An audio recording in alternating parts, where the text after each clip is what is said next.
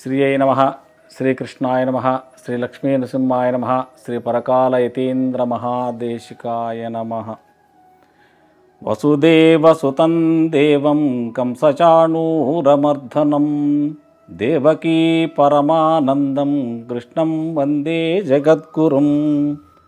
ఓం జ్ఞానానందమయం దేవం నిర్మలస్ఫటికాకృతిం ఆధారం సర్వవిద్యానాం హయగ్రీవముపాస్మహే.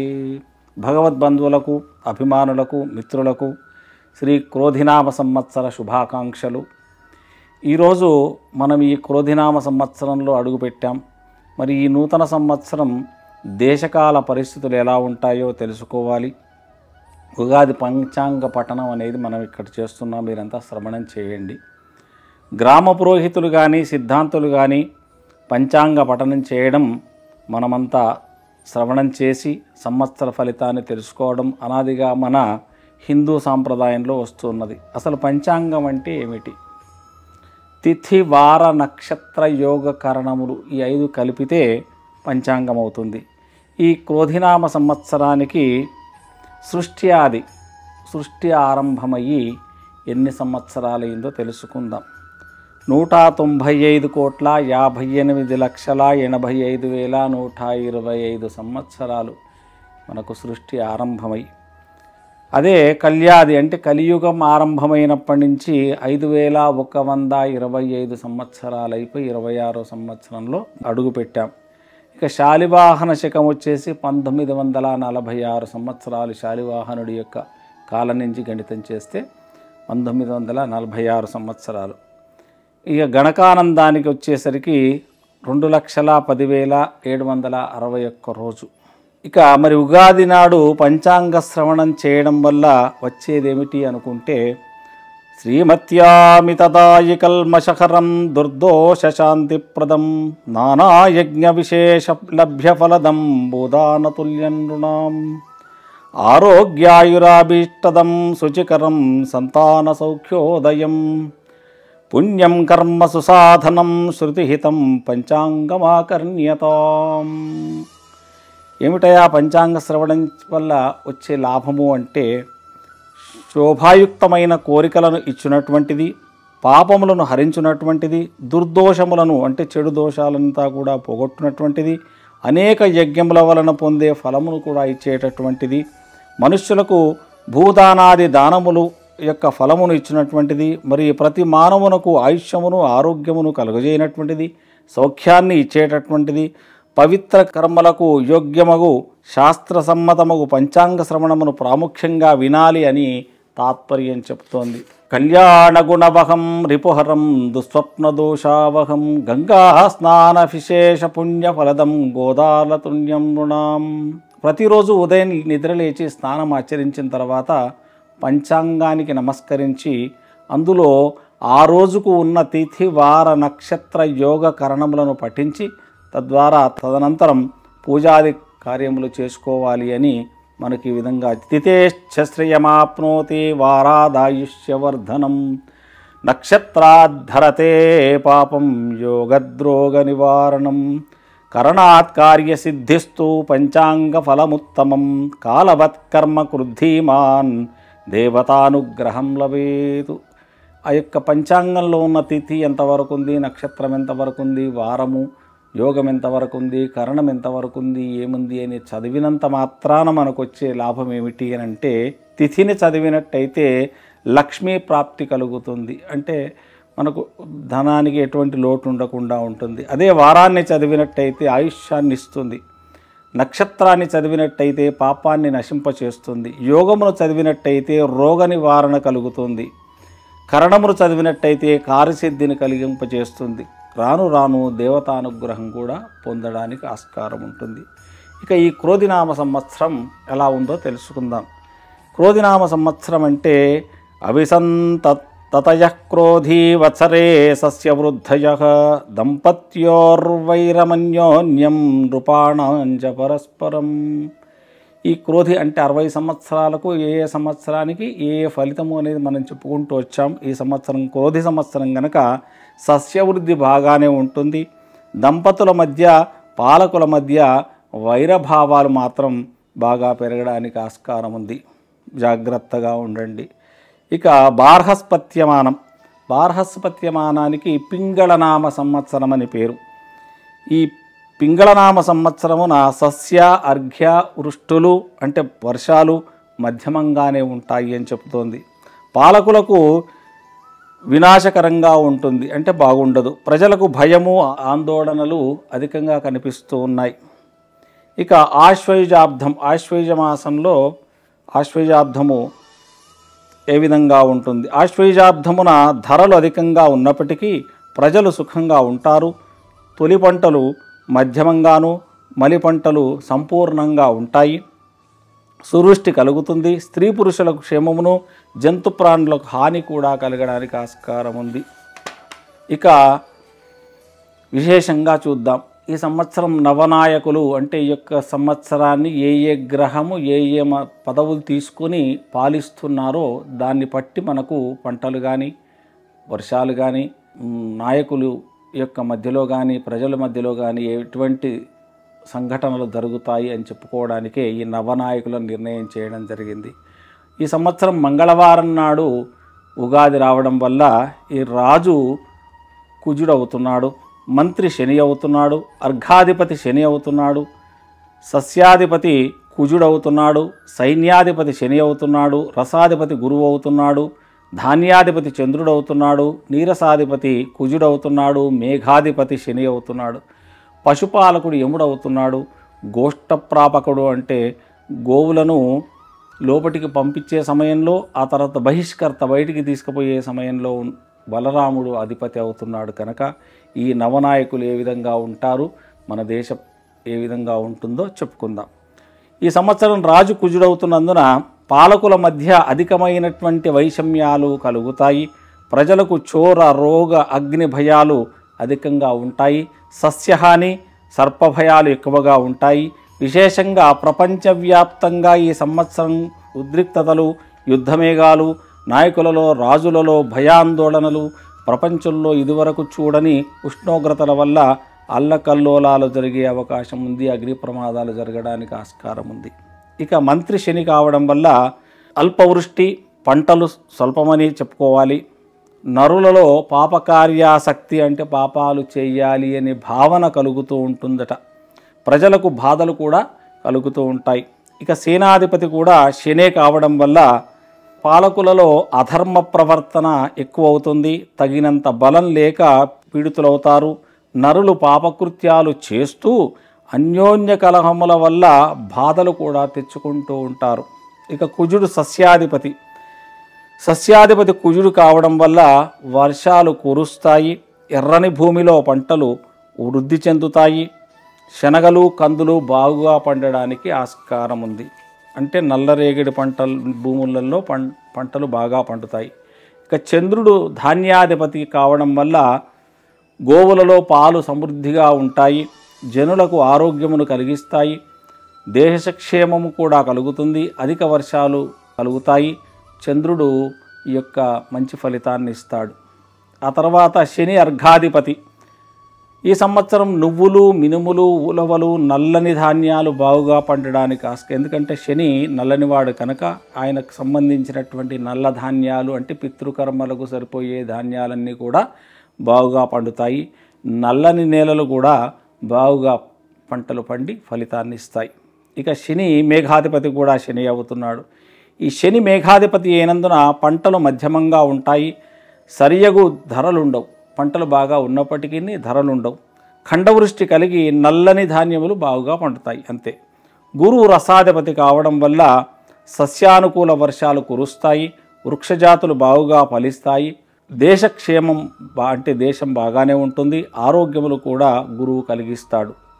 కుజుడు నీరసాధిపతి కావడం వల్ల కస్తూరి, రాగి, ఎర్రచందనం, పగడాలు, బంగారము, ఆగరు అంటే అగరుబత్తీలకు చెట్లు ఉంటాయి. ఆ చెట్లతోటే ఆ కాలంలో మనకు అగరబత్తులు తయారు చేసేవాళ్ళు. ఇప్పుడు అన్ని మసాలాలు తయారు చేస్తున్నారు, కానీ అగరు అనే ఒక చెట్టు ఉండేది, దాన్ని వెలిగించేవాళ్ళు అంతే. కుంకుమ మొదలైనటువంటి వస్తువులు కూడా సమృద్ధిగా మనకు లభిస్తాయి. ఇకపోతే ఉపనాయకులు కూడా మనకున్నారు. చీఫ్ మినిస్టరు, ఆ తర్వాత మనకు ఉప ముఖ్యమంత్రి అని ఎట్లా ఉన్నారో ఈ 9 మంది నాయకులకు మళ్ళీ ఉపనాయకులు కూడా మనకు చాలామంది ఉన్నారు. వాళ్ళ విషయాన్ని కూడా తెలుసుకుందాం. ఈ సంవత్సరం కుజుడు పురోహితుల మీద బలాన్ని చూపిస్తాడు. కుజుడు పౌరోహితుడైనందున చోరబాధలు, శస్త్రబాధలు, పాలకుల మధ్య కలహాలు, ధరలు స్థిమితంగా లేకపోవడం వంటివి సంభవిస్తాయి. కుజుడు పరీక్షకుడు కావడం వల్ల కుజుడు పరీక్షకుడైనందున చోర, అగ్ని, శస్త్రబాధలు అధికంగా ఉంటాయి. ఎర్రటి పంటలు, ఎర్ర నేలల్లో పంటలు బాగా పండుతాయి. ఎర్రని వస్తువులు సమృద్ధిగా లభిస్తాయి. బుధుడు గణకత్వం అంటే లెక్కలకు సంబంధించినటువంటి దానికి బుధుడే అధిపతి అవుతున్నాడు కనుక అవినీతికి పాల్పడడం వల్ల ప్రజలు పీడింపబడతారు. అధికమగు గాలులతో కూడి వర్షాలు కురుస్తాయి. గ్రామ పాలకుడు శని అవుతున్నాడు కనుక ప్రజలకు చోరబాధలు ఎక్కువవుతాయి. నల్లని ధాన్యాలు బాగా పండుతాయి. శుక్రుడు దైవజ్ఞ ఫలం అంటే దైవజ్ఞుడు శుక్రుడు అవుతున్నాడు కనుక విప్రులు నీతివంతులై కర్మశీలులుగా ఉంటారు. పాలకులు ప్రజలతో సక్రమ ఆలోచనలు చేసే ప్రయత్నం చేస్తారు. సర్వదేశోద్యోగి శని కావడం వల్ల మానవులు జ్ఞానవంతులుగా ఉంటారు. పండితుల మనస్సు సదా శ్రీ వెంకటేశ్వర స్వామి పైన ధ్యానం కలిగి ఉంటారు. ఇక శని అశ్వాధిపతి కావడం వల్ల నల్లని గుర్రములకు, మ్లేచ్చులకు అభివృద్ధి బాగా ఉంటుంది. పాలకులకు బుద్ధి చాంచల్యం కలిగి తప్పు పనులు చేయడానికి ఆస్కారం ఉంటుంది. ఇక గజాధిపతి కుజుడు కావడం వల్ల ఏనుగులకు ఎక్కువగా రోగాలు వచ్చి చనిపోవడం అనేది జరగటానికి ఆస్కారం ఉంది, లేదా ఆరోగ్యాలు కూడా చెడిపోవడానికి ఆస్కారం ఉంది. పాలకులు అధర్మ నిరతులై కళలయందు నేర్పరులై ఉంటారు. పశువులకు అధిపతి శని కావడం వల్ల ఏనుగులు, మేకలు అభివృద్ధి చెందుతాయి. మధుపానాసక్తి ఎక్కువై కామకులు ఎక్కువ అవుతారు. ఇక కుజుడు దేవాధిపతి కావడం వల్ల ప్రజలలో శివభక్తి పరాయణత్వం ఎక్కువవుతుంది. ధరలు తగ్గుతాయి. నరులలో కలహాలు ఎక్కువవుతాయి. సమస్యల మధ్య ప్రజలు కిక్కురుస్తూ ఉంటారు. శని నరాధిపతి కావడం వల్ల నీలరత్నములు, నల్లని ధాన్యములు విలువ పెరుగుతుంది. సేవావృత్తి కలవారికి అభివృద్ధి ఉంటుంది. కుజుడు గ్రామాధిపతి కావడం వల్ల ప్రజలు శీలవంతులుగా ఉండే ప్రయత్నం చేస్తారు. జంతువులకు అభివృద్ధి కలుగుతుంది. కొన్ని చోట్ల చోరబాధలు కూడా అంటే దొంగలు ఎక్కువగా పడి దొంగతనాలు కావడానికి ఆస్కారం ఉంది. ఇక గురువు వస్త్రాధిపతి కావడం వల్ల సర్వజనులు సుఖంగా ఉంటారు. వస్త్ర సౌఖ్యం కలిగి నిర్మల మనస్సు కలిగి ఉంటారు. వస్త్రాల ధరలు తగ్గే అవకాశం కూడా ఉండవచ్చు. ఇక శనేశ్వరుడు రత్నాధిపతి కావడం వల్ల మహానీలమణులు సమృద్ధిగా లభిస్తాయి. సేవా పరిజనులు మనస్సు సంతోషంగా ఉంటుంది. ఇక కుజుడు జంగమాధిపతి కావడం వల్ల పాలకులు శౌర్యము కలిగి ఉంటారు. గోవులు, ఎర్రని అశ్వాలు వృద్ధి చెందుతాయి. ఇక బుధుడు సర్పాధిపతి అయినందున అనంతజాతి నాగులకు అభివృద్ధి ఉంటుంది. మానవులు చతుర్థి వ్రతమును ఆచరించుటయందు ఆసక్తి కలిగి భక్తి కలిగి ఉంటారు. కుజుడు మృగాధిపతి కావడం వల్ల గోవులు సమృద్ధిగా క్షీరాన్ని అంటే పాలనిస్తాయి. పాలకులు వేటలో నిమగ్నులై ఉంటారు. శని వనితాధిపత్యం కలగడం వల్ల మానవులు జ్ఞానవంతులై ఉంటారు. ఇక పశుపాలకుడు యముడి కావడం వల్ల పశువులకు రోగబాధలు ఎక్కువ కావచ్చును. కొత్త రోగాన్ని కూడా గోవులకు రావడానికి ఆస్కారం ఉంది. గోష్ఠపాలకుడు గోష్ఠ బహిష్కర్త అంటే దొడ్డిలోకి లోపలికి తీసుకుపోయేది మళ్ళీ బయటికి తీసుకుపోయేది బలరాముడు అయినందున పశువుల ఆరోగ్యం బాగుండి అధిక పాలను కూడా ఇవ్వడానికి ఆస్కారం ఉంటుంది. ఇంతవరకు అయిపోయిన తర్వాత ఇప్పుడు వర్షాలు ఏ విధంగా ఉంటాయి అంటే మేఘఫలం మేరోరాగ్నేయ దిగ్భాగే నీలనామక మేఘోత్పత్తి నీలమేఘం నిరాలంబమల్ప వృష్టిరనర్ఘత అశోభనంచ జీవానాం నీలమేఘస్య లక్షణం. 60 యోజనాల విస్తీర్ణము 100 యోజనముల ఎత్తు కలిగిన దేవమానమగు ఆడకంలో 2 ఆడకముల వర్షము 3 ఆడకముల గాలి కలిగి నీలనామక మేఘము మేరు పర్వతమునకు ఆగ్నేయ దిక్కులో జన్మించి అల్పవృష్టి అనర్ఘము అశుభకరము అయి సాగరమున 10 భాగములు పర్వత ప్రాంతమందు 7 భాగములు 2 భాగములు భూమి మీద వర్షిస్తాయి. ఉద్వహ అనే వాయువు సువృష్టిని, విద్యుత్ అనే మెరుపు మధ్యమ వృష్టిని, నిర్ఘోషం అనే మేఘ గర్జన అల్పవృష్టిని, క్షీర సముద్రము భాగమునచే పాల వంటి జలమును ఆడకము వృద్ధి వేశ్యాహస్తగతమైనందున సువృష్టి, అధిక ధరలు, సుభిక్షం కలుగుతాయి. మొత్తానికి ఈ సంవత్సరం 2 తూముల వర్షం, 2 తూముల గాలి, 7 వీసాల పంట కలుగుతుంది అని మనకు ఈ గణితం చెబుతోంది. ఇక చంద్రచార ఫలాలు. జ్యేష్ఠ శుక్ల ప్రతిపద నాడు శుక్రవారం కావడం చేత ప్రజలు ఆరోగ్యంగా ఉంటారు. దేశం సుభిక్షం కలిగి క్షేమం, సస్యవృద్ధి, సర్వత్రా సువృష్టి కలిగి ఉంటుంది. ఆషాఢ శుక్ల పంచమీయుత గురువార ఫలం అంటే ఆషాఢ మాసంలో గురువారం పంచమి గనక వస్తే ఏం ఫలితం ఉంటుంది? ఆషాఢ శుక్ల పంచమి గురువారం కావడం వల్ల దేశం సుభిక్షం కలిగి పశువులకు మేత పుష్కలంగా దొరుకుతుంది. పశువులు ఆరోగ్యంగా ఉంటాయి. ఇక వచ్చేసి రవి మేషరాశిలో ప్రవేశించినప్పుడు తమిళ సంవత్సరాదిగా మనం అంటాం, కానీ మేషరాశిలో రవి ప్రవేశించినప్పుడు విశేషంగా దేశం మీద కూడా మంచి ప్రభావం చూపిస్తుంది. అది ఎప్పుడు అనంటే ఈ సంవత్సరం రవి నిర్ణయ ప్రకారం మేష సంక్రమణం చైత్ర శుక్ల పంచమి శనివారం తేదీ 13/4/2024 మృగశిరా నక్షత్రం శోభన యోగమున కౌలవకరణము ఉదయాది గడియలు 43 గడియల 3 విఘడియల సమయంలో ధనుర్లగ్నంలో రవి నిరయన మేష ప్రవేశం జరుగుతున్నది. నిరయనయ రవి మేషప్రవేశం రాత్రి కావడం వల్ల సస్యవృద్ధిని, క్షేమమును, ఆరోగ్యాన్ని కలిగిస్తాడు.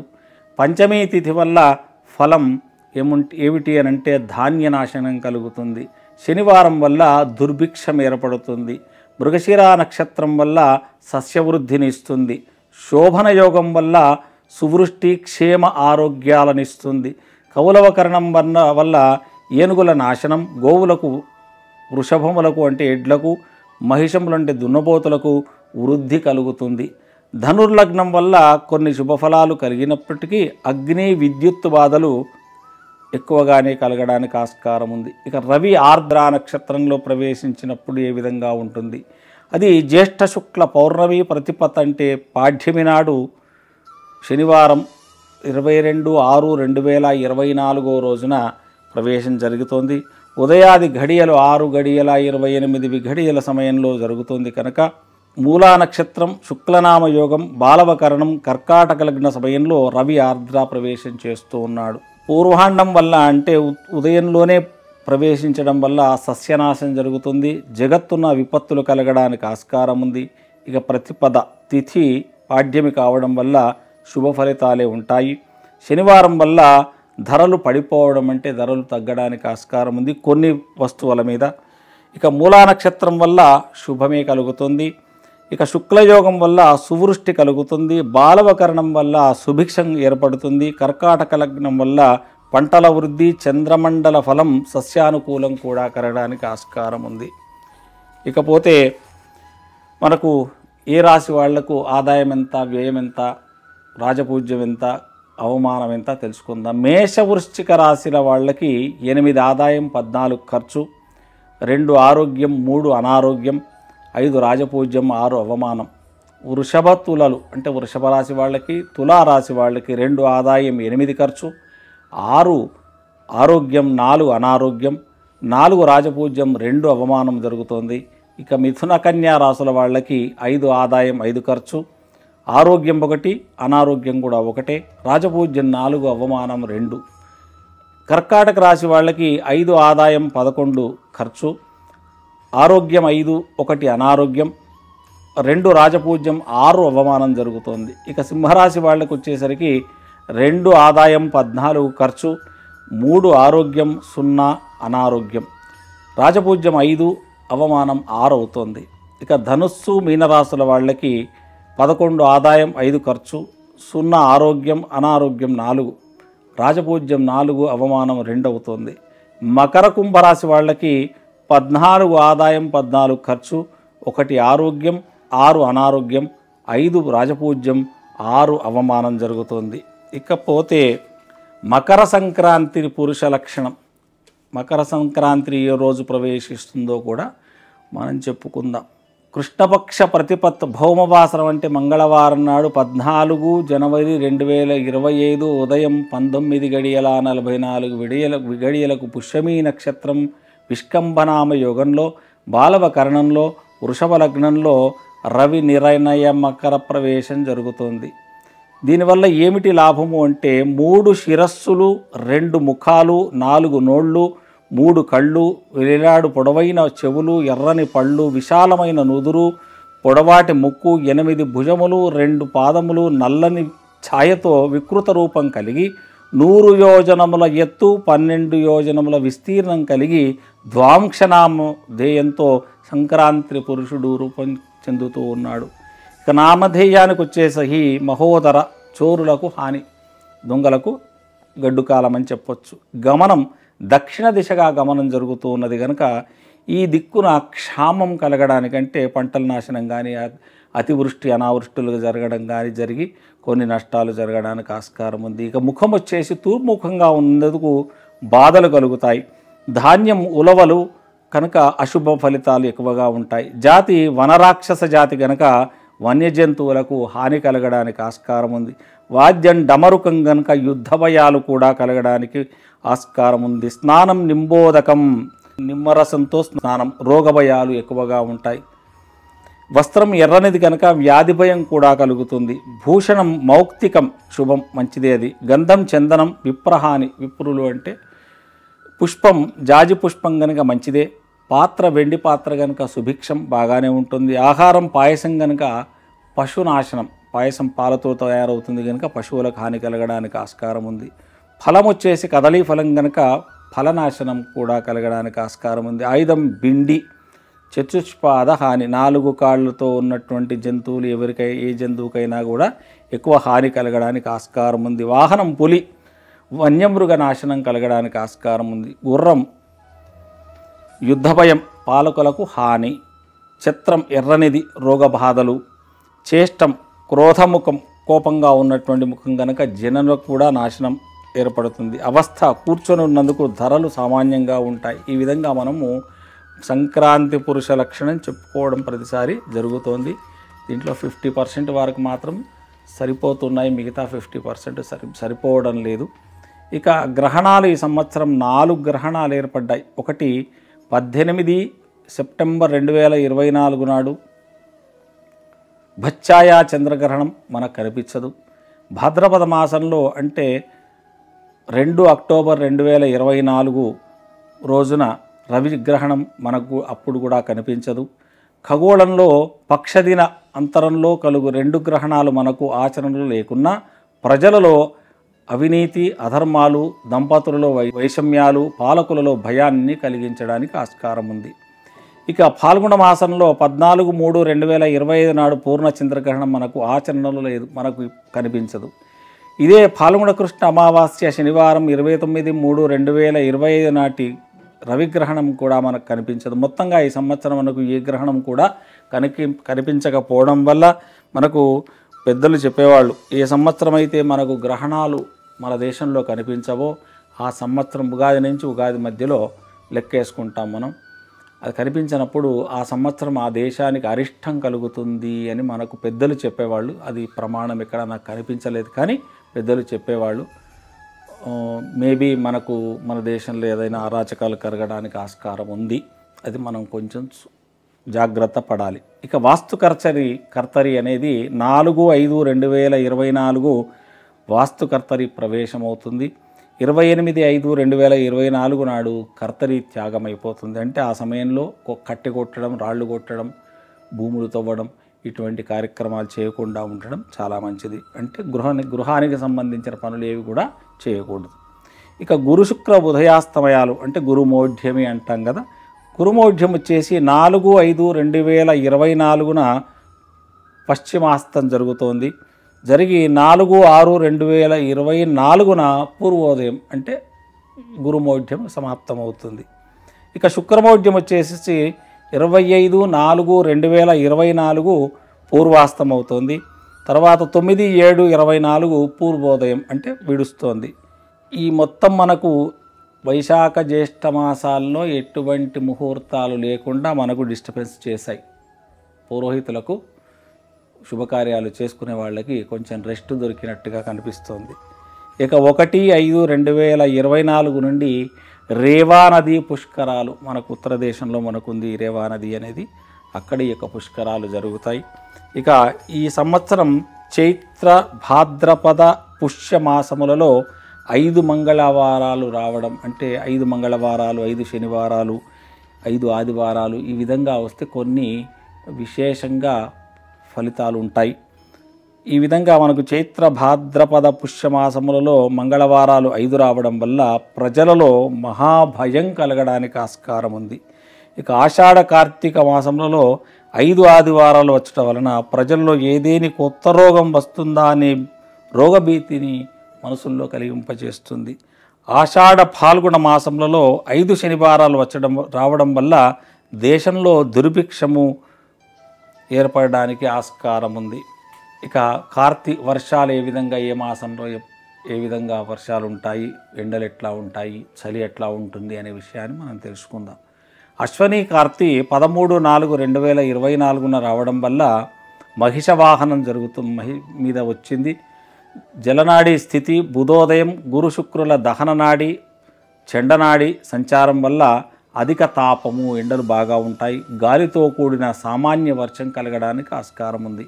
ఇక భరణి నక్షత్రం 27/4/2024 అర్ధజల లగ్నంలో పుట్టడం వల్ల వాతావరణంలో వేడి, సామాన్య వర్షం కురుస్తుంది.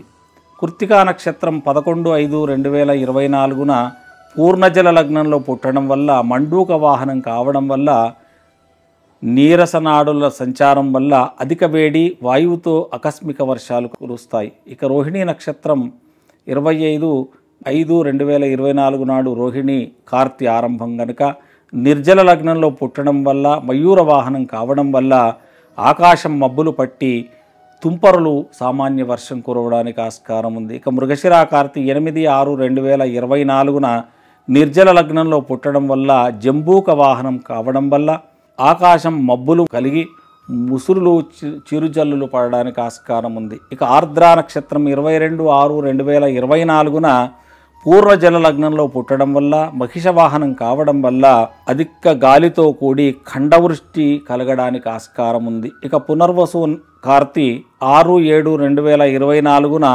అర్ధజల లగ్నంలో పుట్టడం వల్ల మూషక వాహనం కావడం వల్ల మబ్బులు కలిగి చలిగాలితో చిరుజల్లులు పడడానికి ఆస్కారం ఉంది. ఆకస్మిక వర్షాలు వస్తాయి. మేఘాలు జలనాడుల్లో సంచారం వల్ల మబ్బులు కలిగి చలిగాలితో చిరుజల్లులు, ఆకస్మిక వర్షాలు కలుగుతాయి. ఇక పుష్యమి నక్షత్రం 27/2/2024 పుష్యమి కార్తీ ప్రారంభం గనక నిర్జల లగ్నంలో పుడుతుంది. మేషవాహనం కావడం వల్ల ఆకాశం మేఘావృతమై మబ్బులు పట్టి గాలితో తుంపర వర్షాలు కురుస్తాయి. ఇక ఆశ్లేష కార్తీ 3/8/2024 పాదజల లగ్నంలో పుట్టి గజవాహనం కావడం వల్ల మేఘఛాదనం, అంటే మేఘాలు బాగా గట్టిగా ఉండి అల్పవృష్టి కలుగుతుంది. ఇక మఖా నక్షత్రం కార్తీ 17/8/2024 పాదజల లగ్నంలో పుట్టడం వల్ల మండూక వాహనం కావడం వల్ల మేఘాచ్ఛాదనం, తాపము, చిత్రవృష్టి కలుగుతుంది. ఇక పుబ్బా కార్తీలో 31/8/2024 అర్ధజల లగ్నంలో పుట్టడం, గార్ధవ వాహనం అంటే గాడిద వాహనం కావడం వల్ల తాపం ఎక్కువవుతుంది, సాధారణ వృష్టి కలుగుతుంది. ఇక ఉత్తర ఫల్గుణి నక్షత్రంలో అంటే ఉత్తర ఫల్గుణి కార్తీలో 13/9/2024 నిర్జల లగ్నంలో పుట్టడం, మూషిక వాహనం కావడం వల్ల తాపం, చిరుజలులు, ఆకాశం మేఘావృతమై ఉంటుంది. ఇక హస్త కార్తీ 27/9/2024 నిర్జల లగ్నంలో పుట్టడం వల్ల మహిష వాహనం కావడం వల్ల మేఘాడంబరం కలిగి గాలితో కూడి అల్పవృష్టి కలుగుతుంది. ఇకపోతే చిత్తా కార్తీ 10/10/2024 అర్ధజల లగ్నంలో పుట్టడం వల్ల గజవాహనం కావడం వల్ల తాపం ఎక్కువయ్యి ఖండవృష్టి కలుగుతుంది. ఇక స్వాతి కార్తీ 24/10/2024 పూర్ణజల లగ్నంలో పుట్టడం వల్ల మండూక వాహనం కావడం వల్ల మేఘఛాదికం అంటే మేఘాలు ఎక్కువగా గర్జిస్తాయి, ఉరుములు మెరుపులతో ఉంటాయి, ఖండవృష్టి కలుగుతుంది. ఇక విశాఖ కార్తీ 6/11/2024 నిర్జల లగ్నంలో పుట్టడం వల్ల మహిష వాహనం కావడం వల్ల ఆకాశం మేఘావృతమై ఉరుములు మెరుపులతో చిరుజల్లులు పడతాయి. ఇక అనురాధ కార్తిలో నిర్జల లగ్నంలో పుట్టడం వల్ల అశ్వవాహనం కావడం వల్ల అధిక గాలి అల్పవృష్టి కలుగుతుంది. ఇక జ్యేష్ఠ కార్తిలో పాదజల లగ్నంలో పుట్టడం వల్ల జంబూక వాహనం కావడం వల్ల మేఘాడంబరం కలిగి తాపం ఎక్కువయ్యి అల్పవృష్టి కలుగుతుంది. ఇక మూలా నక్షత్రంలో అర్ధజల లగ్నంలో పుట్టడం వల్ల మయూర వాహనం కావడం వల్ల చలిగాలి ఉరుములు ఖండవృష్టి కలుగుతుంది. ఇక పూర్వభాద్ర కార్తి పాదజల లగ్నంలో పుట్టడం వల్ల ఖండవృష్టి కలుగుతుంది. ఉత్తరాభాద్ర నక్షత్రంలో నిర్జల లగ్నంలో పుట్టడం వల్ల మెరుపులతో అల్పవృష్టి కలుగుతుంది. ఇక మనకు ఎప్పుడైతే వర్షాలు పడే కార్తులలో మనకు సరిగ్గా వర్షాలు లేవు ఈ సంవత్సరం అనిపిస్తోంది కనుక ఆ 3 నెలలు ఖచ్చితంగా వర్షాటంకాలు లేకుండా సస్యశ్యామలంగా ఉండాలి అనుకున్న వాళ్ళు గ్రామాల్లో శివాలయంలో రుద్రాభిషేకం ప్రతి సోమవారం చేయించండి. పర్జన్య జపం చేసి పారాయణాలు కూడా చేసి ఆ శివుడికి అభిషేకం చేసినట్టయితే సస్యానుకూలం, అంటే పంటలు బాగా పండుతాయి, వర్షాలు కూడా బాగా ఉంటాయి. ఇది ఈ సంవత్సరం మనం పంచాంగ శ్రవణం పఠనం చేసుకున్నాం. దీన్ని మీరు ఉగాది నాడు, అంటే నేను ఏ రోజైతే విడుదలవుతుందో ఈ వీడియో విని తరించి అందరూ ఆరోగ్యంగా ఉండాలి అని చెప్పి ఆ కృష్ణ పరమాత్ముని కోరుతూ జై శ్రీకృష్ణ.